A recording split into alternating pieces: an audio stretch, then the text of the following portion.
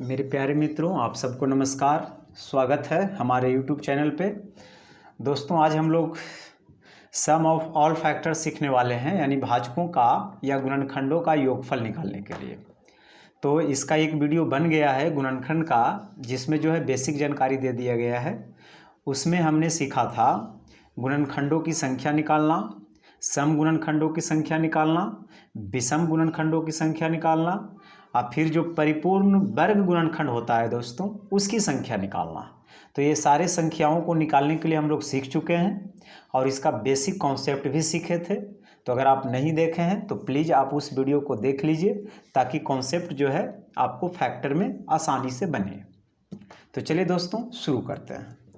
तो भाजकों या गुणनखंडों का योगफल निकालना है ना दोस्तों। तो एक छोटा सा हम नंबर लेते हैं, ताकि उसको एक्सपेरिमेंट करके भी हम देख सकें। तो बस एक छोटा सा नंबर हमने ले लिया 20। अगर मैं आपसे पूछूं कि 20 के कितने गुणनखंड है, टोटल गुणनखंड आप बताइए, तो आप कहेंगे 1 से कटता है जी, तो 1 हो जाएगा, 2 हो जाएगा, 4, 5, 10, 20। क्लियर? इतना हो जाएगा गुणनखंड। तो आज आपसे पहला सवाल ये बनता है कि बताइए सम ऑफ ऑल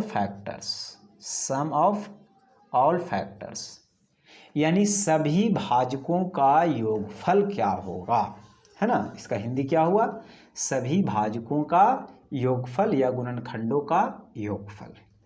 तो उसके लिए हम लोग क्या करते हैं, पहले 20 को प्राइम फैक्टर लिखते हैं, ठीक है।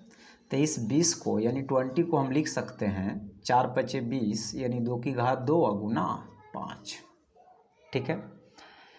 तो अगर इसके मैं सारे फैक्टर लिखूं 2 पर पावर 2 का, तो ये हो जाएगा 2 पर पावर 0, 2 पर पावर 1, 2 पर पावर 2। उसी तरह से 5 का अगर फैक्टर लिखे तो 5 पर पावर 0, 5 पर पावर 1। 2 पर पावर 0 का मतलब 1 होता है, तो 1 से कटेगा 4, 2 से कटेगा और 4 से। 5 पर पावर 0 का मतलब 1 होता है, यानी 1 से भी 5 कटेगा और 5 से भी 5 कटेगा। अब सभी का मुझे जोड़ना है, ठीक है। तो सभी का जोड़ना है, तो अब हम लोग इसमें से क्या करते हैं, 2 की घात 0 का मतलब कितना होता है, आप कहेंगे 1, तो लिख दीजिए 1 प्लस 2 प्लस 4 इंटू 5 की घात 1, 5 की घात 0 का मतलब 1 और ये 5। तो ये हो जाएगा 4 2 6 1 7 और 5 1 6। तो आ जाएगा कितना, 42 आ जाएगा। आप जोड़ के देख सकते हैं, सभी का 42 ही आएगा। 20 10 30, 5 35, 4 39, 2 41 और 1 42। गुना क्यों होता है दोस्तों, पहला वीडियो में बता दिया गया है, वहाँ पे आप देख सकते हैं। या आप ऐसा समझिए, मैं यहाँ भी थोड़ा समझा देता हूँ। इसको अगर गुना कीजिएगा ना, तो ये सारा फैक्टर निकल के आ जाएगा। 1 गुना 1 कीजिएगा तो 1 गुना 5 कीजिएगा तो 5, 5 से कटता है। फिर 2 गुना 1 कीजिएगा तो 2, फिर 2 गुना 5 कीजिएगा तो 10, 4 गुना 1 कीजिएगा तो 4, और 4 गुना 5 कीजिएगा तो 20। अगर सभी को जोड़ना है तो गुना करके आप जोड़वे तो करते है ना। यानी 1 को 1 से कीजिएगा तो 1, फिर 1 को 5 से कीजिएगा तो 5। सबको जोड़िए या जोड़ करके गुना करिए या गुना कर करके जोड़िए, बात तो एक ही है। इसीलिए हमने क्या किया, गुना किया, ठीक है। अब दूसरा सवाल आपसे इसमें क्या पूछा जा सकता है, आपसे दूसरा सवाल ये पूछा जा सकता है कि सम ऑफ ऑड फैक्टर बताइए। सम ऑफ ऑड फैक्टर, ऑड को हिंदी में क्या कहते हैं, विषम। विषम गुणनखंडों का योगफल ज्ञात कीजिए। तो देखो ध्यान से, तो इसमें विषम संख्या कौन कौन है।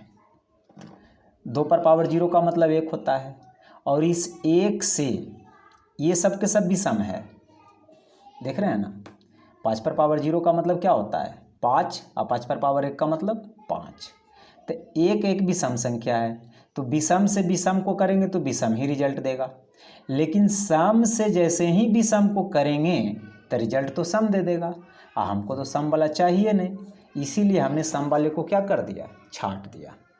तो इसमें 2 पर पावर 0 का मतलब 1 हो गया, गुना 5 पर पावर 0 का मतलब 1, और 5 पर पावर 1 का मतलब 2।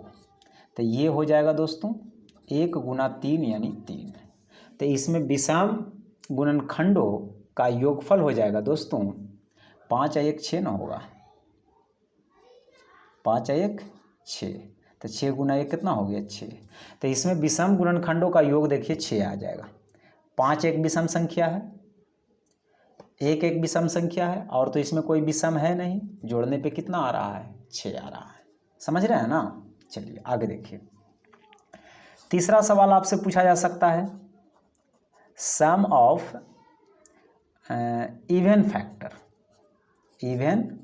फैक्टर्स, यानी सम गुणनखंडों की योग क्या होगा। तो इसमें हम लोग क्या करने वाले हैं साथियों, तो समझिएगा। तो देखो यहाँ से बात को पकड़ेंगे। 2 की घात 0 का मतलब 1 होता है, और ये सब के सब विषम है।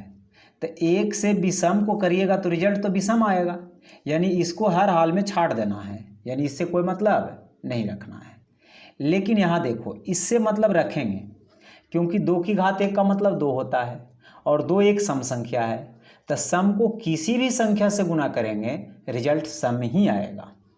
तो इसका कितना हो गया 2 की घात 1 का मतलब 2, 2 की घात 2 का मतलब 4, फिर यहाँ देखो 1 प्लस 5, तो हो जाएगा 6 गुना 6 यानी कितना 36। 6 गुना 6 यानी कितना 36। तो आप देख सकते हैं विषम गुणनखंडों का योग 6 आया, सम गुणनखंडों का योग 36 आया, जोड़ेंगे तो 42 आ जाएगा। तो मेरी बात को आप अच्छी तरह से समझ रहे होंगे। अगर इसी में दोस्तों आपसे पूछ लिया जाए सम ऑफ परफेक्ट स्क्वायर फैक्टर, क्या पूछ लिया जाए सम ऑफ परफेक्ट स्क्वायर फैक्टर, तो मैं यहीं पे कर देता हूँ, समझ लीजिएगा। देखो परफेक्ट स्क्वायर की बात अगर कह रहा है तो 2 पर पावर 0 का मतलब 1 होता है, 1 बिल्कुल परफेक्ट स्क्वायर है, चलेगा। प्लस 2 पर पावर 1 का मतलब 2 होता है, जो कि परफेक्ट स्क्वायर नहीं है, नहीं चलेगा। 2 पर पावर 2 का मतलब 4 होता है, परफेक्ट स्क्वायर है, चलेगा।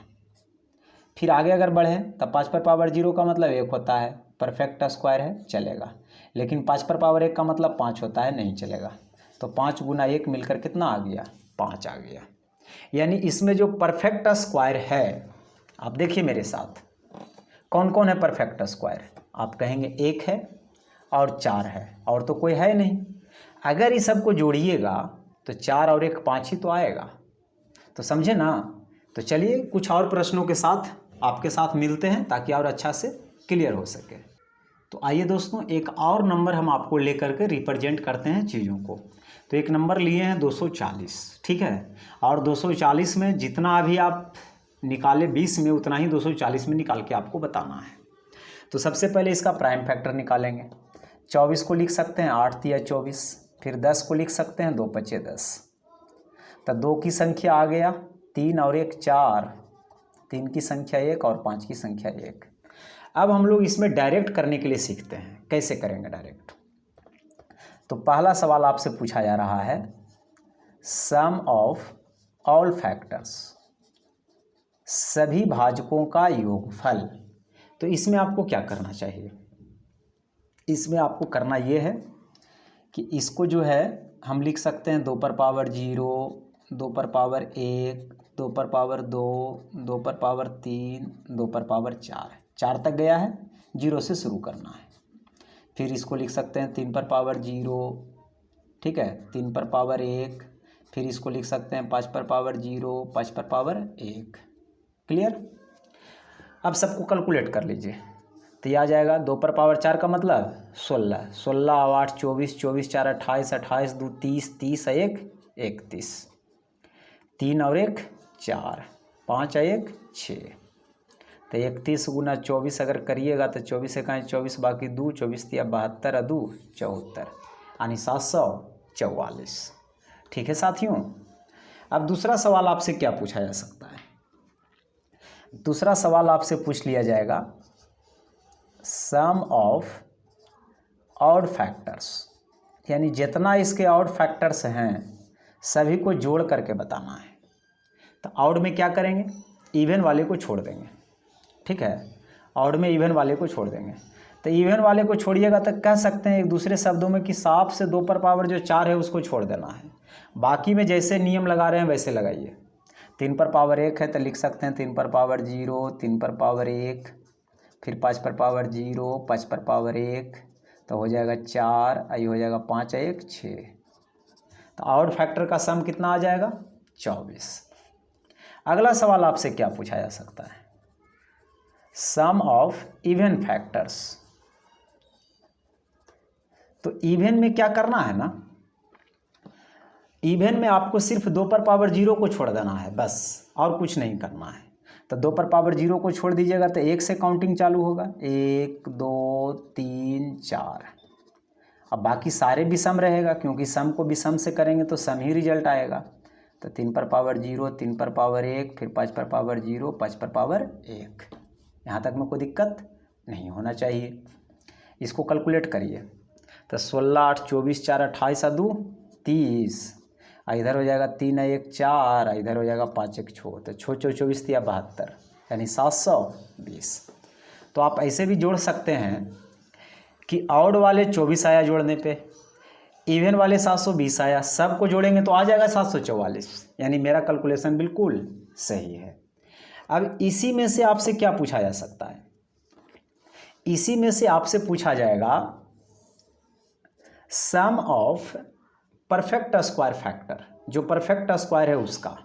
तो इसमें देखो परफेक्ट स्क्वायर कौन है? 2 पर पावर 0 उसका मतलब 1 होता है, फिर 2 पर पावर 2 का मतलब 4 होता है, फिर 2 पर पावर 4 का मतलब 16 होता है। ये सब के सब परफेक्ट स्क्वायर है। इसमें 3 पर पावर 0 का मतलब 1 होता है, 3 पर पावर 1 का मतलब तो 3 ही होगा, और 3 परफेक्ट स्क्वायर नहीं है।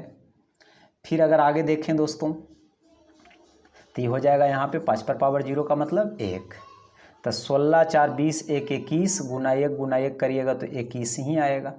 यानी जो इसका परफेक्ट स्क्वायर बनेगा फैक्टर, उस सबको जोड़ने पे कितना आएगा? 21 आएगा। मैं आशा करता हूँ मेरी बात को आप अच्छी तरह से समझे होंगे दोस्तों। तो दोस्तों आज के लिए इतना ही इस वीडियो में। अगले वीडियो में हम आपके साथ मिलते हैं कुछ और नए नए प्रश्नों के साथ।